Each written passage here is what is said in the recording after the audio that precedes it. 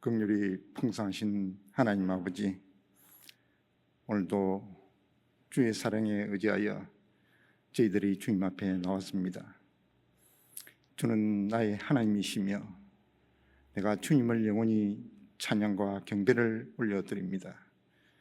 거룩하신 하나님, 하나님의 은총은 언제나 고난을 뛰어넘는 한없는 사랑이 오며 나를 시기하는 자들 앞에서 내게 상을 베푸시며 기름을 부어주시는 차고 넘치는 은혜에 감사를 드립니다. 번영 속에 하나님을 잊고 세상의 방법과 우상을 의지했던 우리의 죄를 회개합니다. 하나님의 심판 앞에서 겸손히 회개할 때 우리가 구원의 은혜를 누리게 하여 주옵소서. 나의 죄악을 맑게 씻으시며 나의 죄를 깨끗이 제하여 주옵소서. 그래서 죄를 씻음받고 정한 마음을 창조해 주시고 정직한 영으로 새롭게 하여 주옵소서. 주님 앞에 자복하오니 불쌍히 여겨주시고 모든 악에서 우리를 건져내어 주옵소서. 예수님께서 담당하신 그 십자가는 죽음이 끝이다라는 상식에 맞서 새로운 시작임을 보여주셨고 새 생명을 창조하신 승리의 길이었습니다.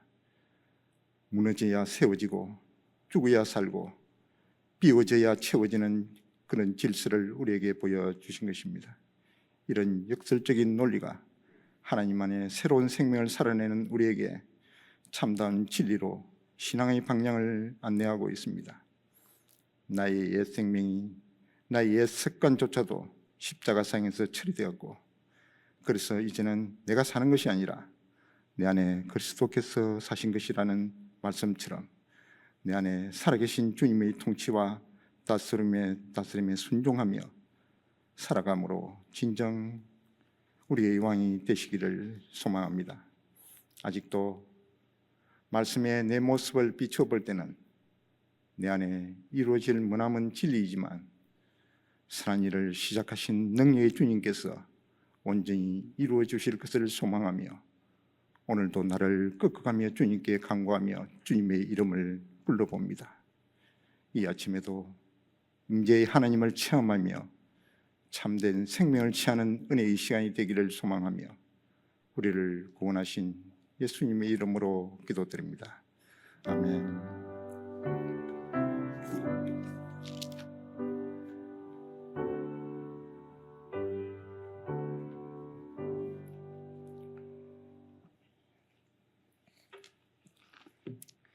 오늘 하나님의 말씀은 아모스서 1장입니다. 구약성경 1275페이지 아모스 1장 1절부터 2장 3절까지입니다. 한 말씀씩 저 여러분이 교독하겠습니다. 아모스 1장 1절. 유다 왕 우시아의 시대 곧 이스라엘 왕 요아스의 아들 여로보암의 시대 지진 전 2년에 드구와 목자 중 아모스가 이스라엘에 대하여 이상으로 받은 말씀이라. 그가 이르되 여호와께서 시온에서부터 부르짖으시며 예루살렘에서부터 소리를 내시리니 목자의 초장이 마르고 갈멜산 꼭대기가 마르리로다.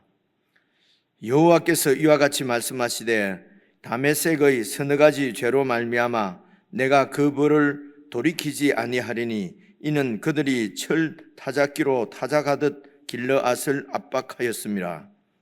내가 하사엘의 집에 불을 보내리니 베나닷의 궁궐들을 사르리라. 내가 다메섹의 빗장을 꺾으며 아웬 골짜기에서 그 주민들을 끊으며 벳에덴에서 그 잡은 자를 끊으리니 아람 백성이 사로잡혀 기르에 이르리라. 여호와께서 말씀하셨느니라.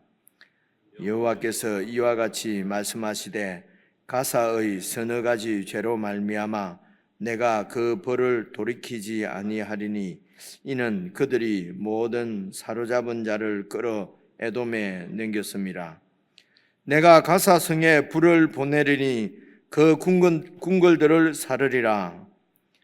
내가 또 아스돗에서 그 주민들과 아스글론에서 귤을 잡은 자를 끊고 또 손을 돌이켜 에그론을 치리니 블레셋의 남아 있는 자가 멸망하리라. 주 여호와께서 말씀하셨느니라.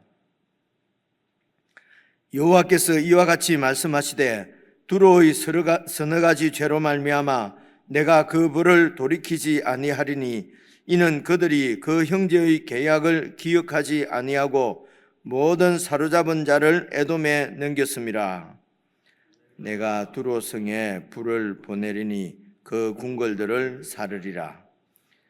여호와께서 이와 같이 말씀하시되 에돔의 서너 가지 죄로 말미암아 내가 그 벌을 돌이키지 아니하리니 이는 그가 칼로 그의 형제를 쫓아가며 긍휼을 버리며 항상 맹렬히 화를 내며 분을 끝없이 품었음이라. 내가 대만에 불을 보내리니 보스라의 궁궐들을 사르리라. 여호와께서 이같이 말씀하시되 암몬 자손의 서너 가지 죄로 말미암아 내가 그 벌을 돌이키지 아니하리니 이는 그들이 자기 지경을 넓히고자 하여 길르앗의 아이벤 여인의 배를 갈랐음이니라. 내가 라빠성에 불을 놓아 그 궁궐들을 사르되 전쟁의 날에 외침과 회오리 바람의 날에 폭풍으로 할 것이며 그들의 왕은 그 지도자들과 함께 사로잡혀 가리라. 여호와께서 말씀하셨느니라. 여호와께서 이와 같이 말씀하시되 모압의 서너 가지 죄로 말미암아 내가 그 벌을 돌이키지 아니하리니 이는 그가 에도 왕의 뼈를 불살라 죄를 만들었음이라. 내가 모압에 불을 보내리니 그라얏 궁궐들을 사르리라. 모압이 요란함과 외침과 나팔 소리 중에서 죽을 것이라. 내가 그 중에서 재판장을 멸하며 지도자들을 그와 함께 죽이리라. 여호와께서 말씀하시니라. 2장 3절까지인데요. 이제 이 아모스서는 여러분 1절에 보시면은 유다 왕 우시아의 시대 곧 이스라엘 왕 요아스의 아들 여로보암의 시대 이렇게 말씀하지 않습니까? 우리가 어제까지 묵상한 호세아서 1장에도 보면은 이제 유다 왕 우시아와 그 우시아의 대를 이은 우시아 다음 이 왕을 쭉 이렇게 소개를 하고 그리고 이스라엘 왕 요아스의 아들 여로보암의 시대다 이렇게 같은 시대의 배경인 것을 볼 수가 있습니다.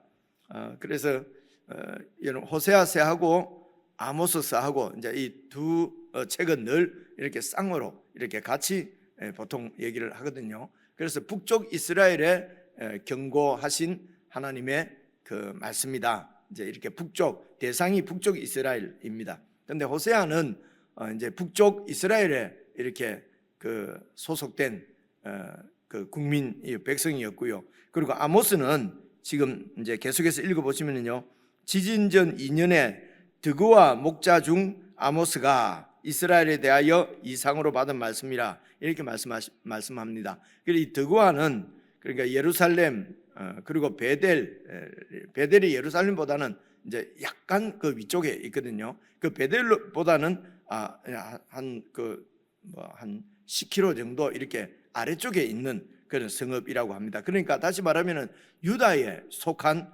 도시인 거죠. 그래서 이 아모스는 이게 이제 남쪽 유다에 속한 백성인데 하나님께서 부르셔서 북쪽 이스라엘의 이런 그 범죄를 죄악을 이렇게 그 경고하시는 심판을 이렇게 예언하시는 그 선지자다 이제 이렇게 얘기를 합니다.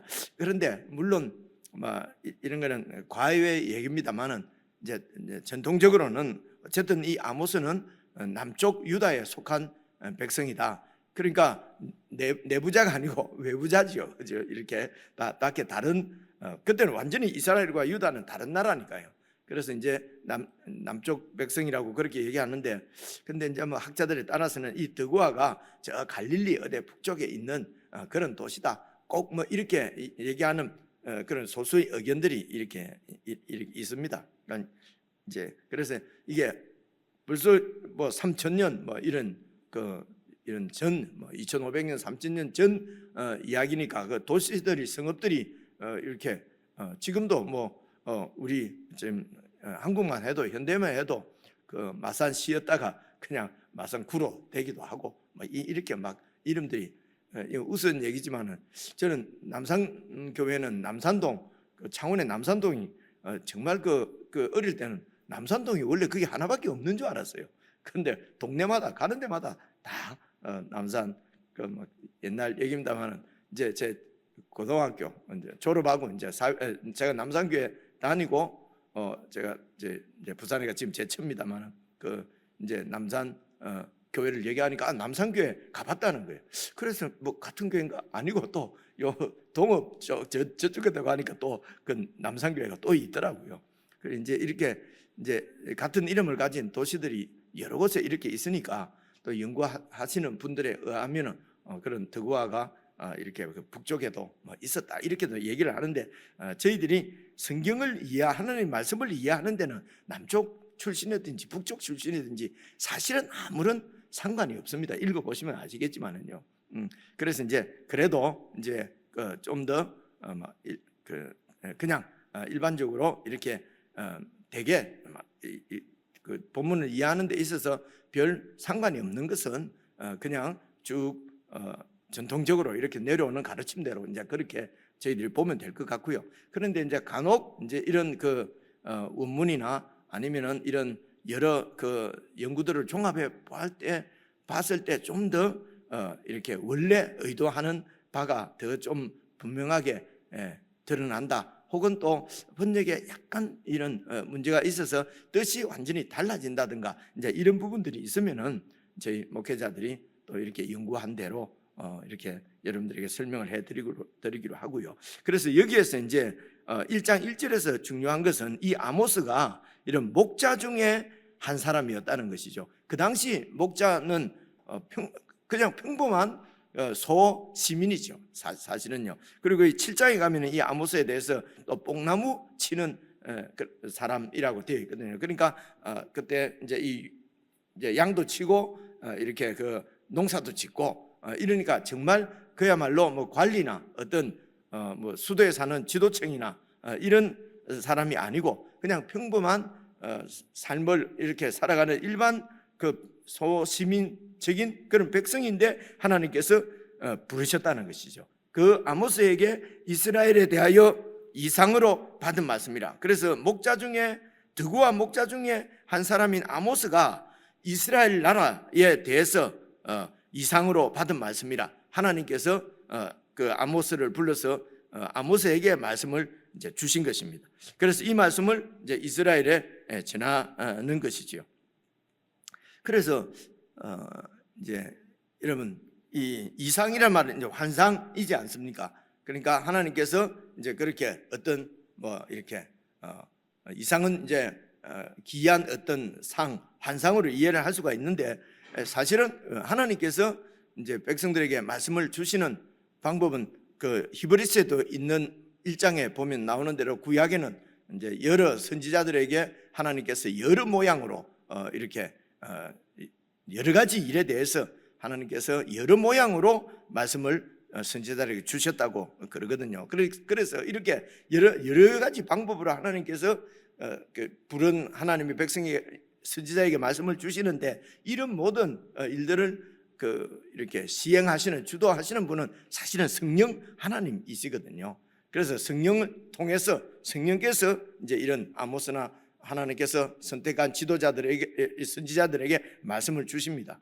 그래서 이렇게 해서 하나님의 말씀이 다 기록되어진 이 말씀을 오늘날 우리에게는 성경을 이렇게 그때는 오늘 시대처럼 이렇게 하나님 말씀을 다 가지고 있던 시대가 아니었다는 것을 늘 기억을 하셔야 됩니다. 그래서 오늘날에는 성경을 통해서 우리들에게 말씀을 하십니다. 성경을 통해서 말씀을 하시는데 그 말씀하시는 분은 여러 가지 방법을 통해서 지금까지 선지자들에게 말씀하신 그 성령 하나님께서 성경을 통해서 우리에게 말씀을 하시는 것입니다. 그래서 우리가 성경을 펴고 성경 앞에 무릎을 꿇을 때에 성령께서 이 성경을 통해서 오늘 우리들에게 말씀하십니다. 그래서 아모스가 보았던 그런 이상이나 환상을 보려고 환상을 주세요 이렇게 하면은 어리석습니다. 왜냐하면 환상을 주세요 이러면은요 사탄도 환상을 주세요 이렇게 주세요로 한다. 사탄도 그렇게 제일 이렇게 그 틈을 타기가 쉬워요. 그래서 환상을 주세요 하면은요 그냥 하나님이 주신 게 아니라 내가 늘 바라던 것이 그냥 환상으로 떠오르기도 하고요. 꿈을 주세요 그러면 내가 늘 하고 싶은 게 꿈에 나오고 이렇게 된단 말입니다. 그런데 그런 꿈을 보거나 그런 이상을 본 사람들은 그게 그냥 하나님 말씀보다도 더 위에 있어요. 그죠? 확신에 차서 신념이 굳게 세워지면은 하나님의 인도를 받지 않고 말씀을 듣지 않습니다. 신념 때문에 말입니다. 내가 믿는 바가 이게 하나님보다도 더 높은 거거든요. 그죠? 그러면서도 이런 신념을 굽히지 않는 이런 죄악 가운데 있으면서도 하나님이 나를 인도하시고 하나님이 나를 구원하시고 이렇게 되면 더 이상 하나님도 방법이 없어지는 그런 왕관 가운데 처할 수 있거든요. 그래서 1장 1절 말씀에서는 아모스 성령께서 아모스에게 말씀을 평범한 그냥 성도들에게 오늘을 치면 죄송합니다 평신도들에게 하나님께서 주시는 말씀 평신도들에게 주신다. 그래서 아모스뿐만 아니라 그래서 말씀을 받는 선지자들은 성경 기록한 사람들은 그 성경을 기록한 이런 그 선지자들 그리고 기록한 성경 저자들을 보면은 여러분 아시는 대로 모든 직군 모든 사람 이런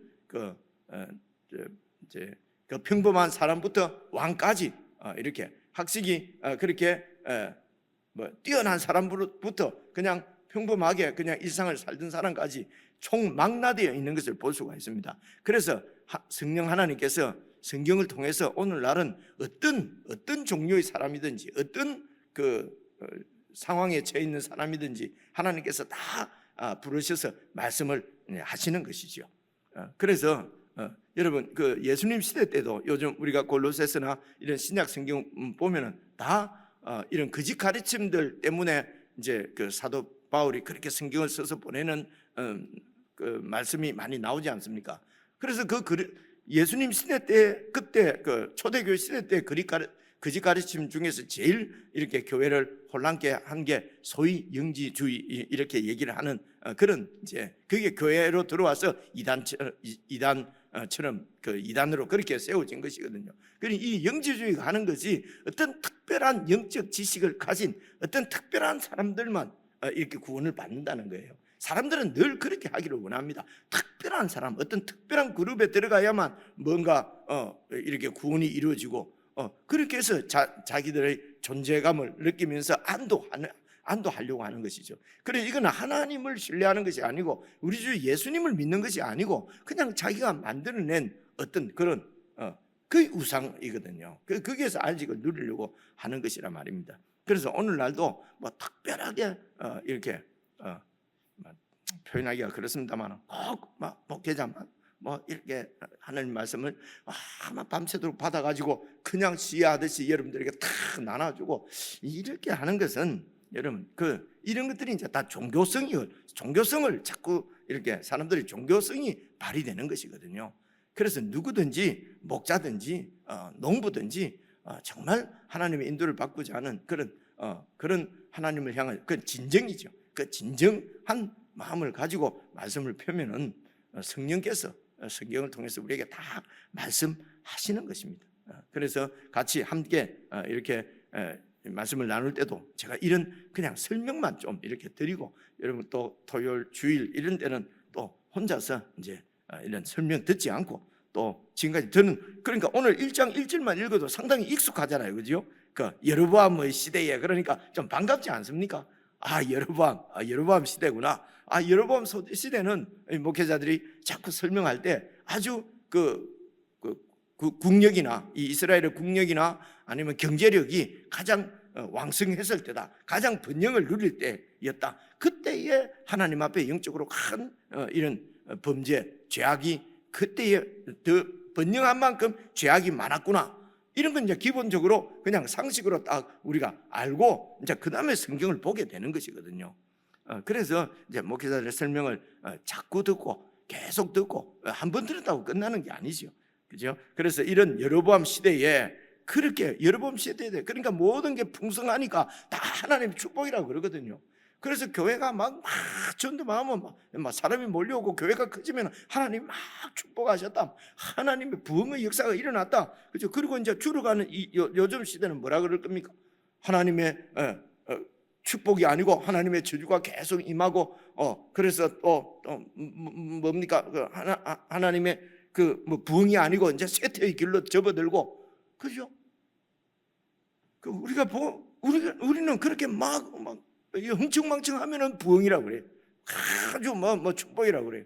그리고 이제 좀 이렇게 긴장이 되고 좀 이런 그 우리가 긴장을 가지고 더 하나님을 이렇게 신뢰하고 더 부흥이 일어날 때인데 그냥 뭐가 좀 줄어들고 이러면 또 이 뭐 그 무슨 교회가 끝장난 것처럼 이제는 부흥이 끝장난 것처럼 이렇게 우리는 눈에 보이는 것으로 그렇게 하거든요. 그죠? 그러니까 이것은 하나님을 믿는 것이 아니고 하나님의 말씀을 듣는 것이 아니고 그냥 세상 돌아가는 대로 똑같이 그렇게 되어버린다는 것입니다.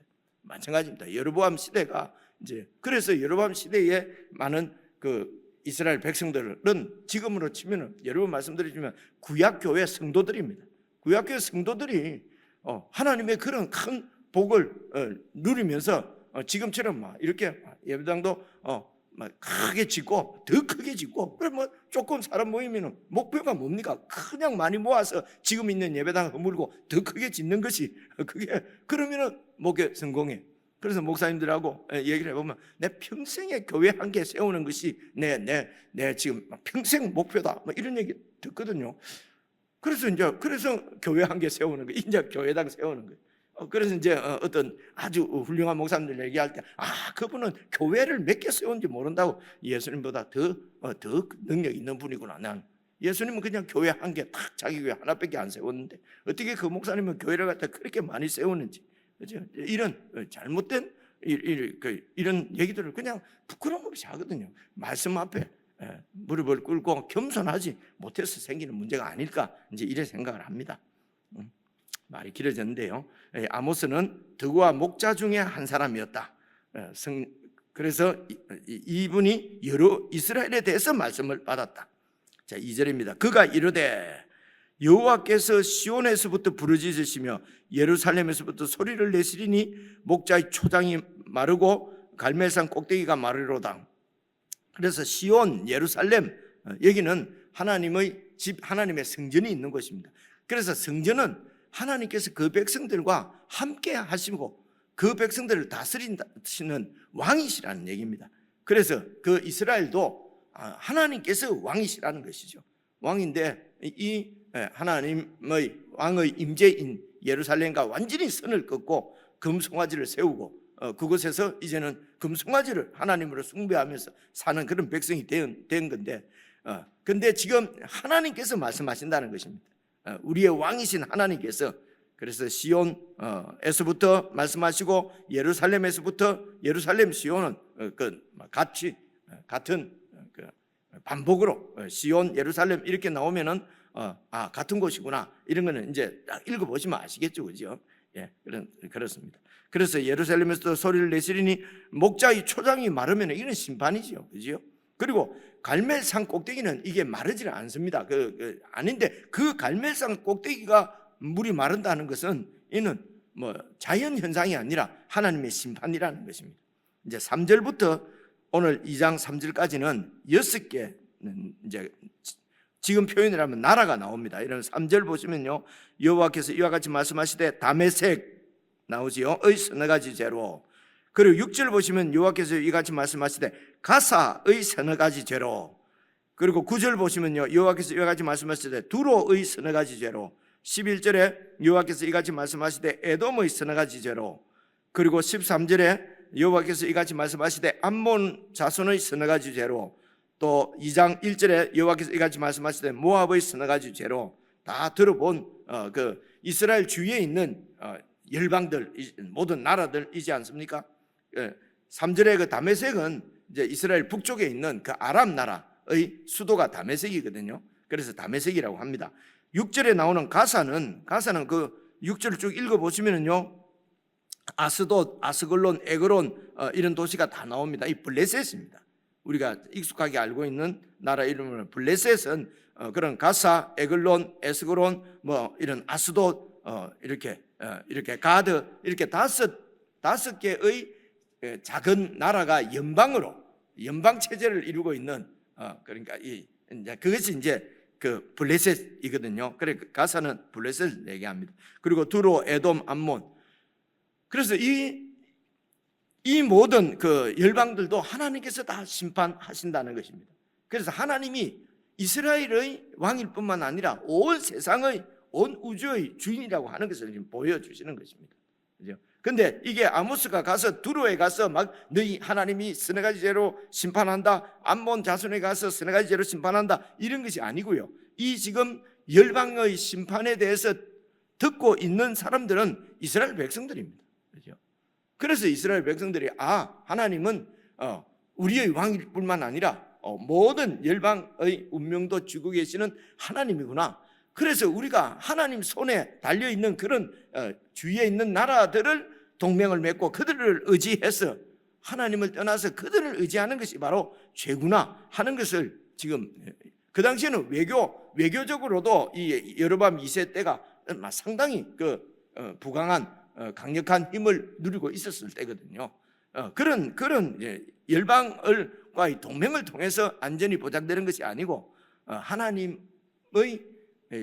보호하심, 하나님의 통치 가운데서 안전이 보장되도록 언약을 맺은 백성이 이스라엘인데, 이 이스라엘이 이방들과 똑같이 되어버렸으니까, 그러니까 하나님 나라가 그냥 눈에 보이지 않는 것입니다.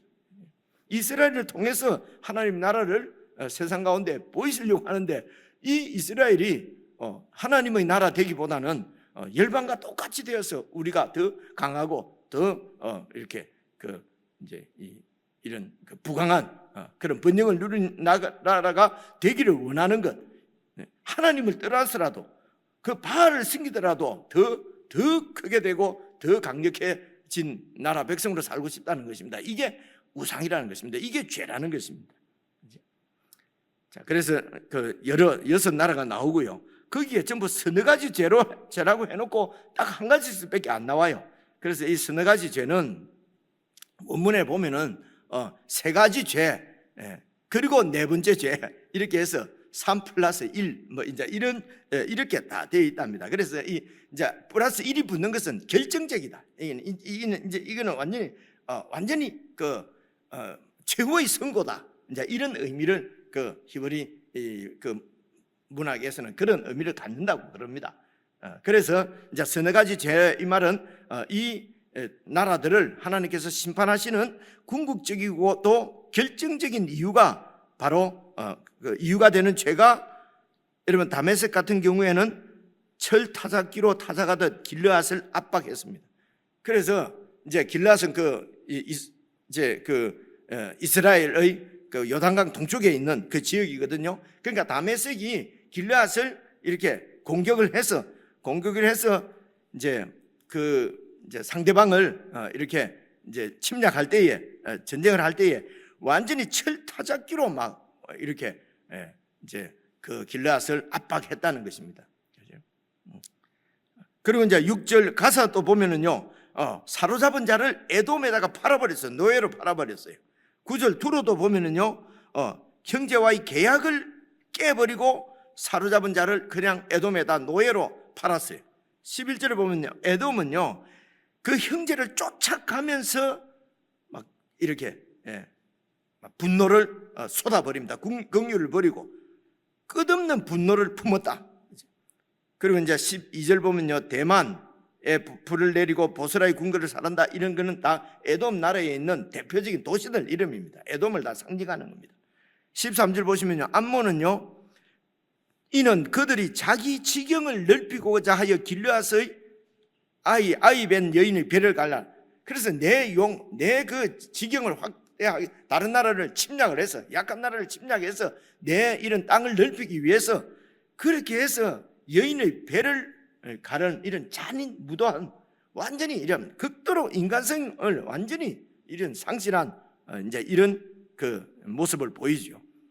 그리고 이제 모압도 2장 1절부터 보면은 모압은요, 에돔 왕 뼈를 막 불살라서 죄를 만들어서 이렇게 그러니까 이 장례도 치르지 못하도록 이런 잔인한 그래서 이제 이런 것 때문에 하나님께서 심판을 하시는데요. 이게 여러분 그래서 개인적으로 잘 한번 살펴보십시오. 이런 것이 세상의 죄라는 것입니다. 하나님을 떠난 세상 백성들의 본질적인 죄악이 전부 자기 중심적이고 내 욕망과 욕심을 이렇게 채우기 위해서 상대를 완전히 짓밟아 버립니다. 그래서 이런 세상 가운데서 우리를 구원해서 하나님 나라 교회를 세우셨단 말입니다. 이스라엘을 세우신 것입니다. 그래서 하나님께서 우리 이스라엘 백성들인 우리가 하나님의 백성인 우리가 이런 정신을 가지고 이런 가치관을 가지고 이렇게 살면은 이는 서너 가지 죄에 해당하는 것이죠. 그래서 우리가 벗어버리고 이제 버려야 될 그런 이런 본성 가치관이 바로 이런 거란 말입니다. 이런 겁니다. 내 중심적으로 이제 다른 사람을 완전히 한 번 또 그제도 말씀드렸지만 한 번 찍히면은 하여튼 다시 안 본 것처럼 사람을 완전히 철 타작기로 완전히 압박하고 뼈를 갈아가지고 그냥 버리고 이러잖아요 우리가. 그죠? 그러면서 이런 사람들이 신념이 있고 이렇게 오해도 하고 이러거든요. 그래서 우리가 절대로 같이 버려야 될 그런 이런 본성적인 죄악이 어떤 것인지 이건 여러분이 개인적으로 읽으시면서 정말 성령께서 성경을 통해서 우리에게 주시는 그런 음성들을 여러분 각자의 삶 가운데서 들으실 수 있으면 좋겠습니다. 우리 개인적으로 묵상하시겠습니다.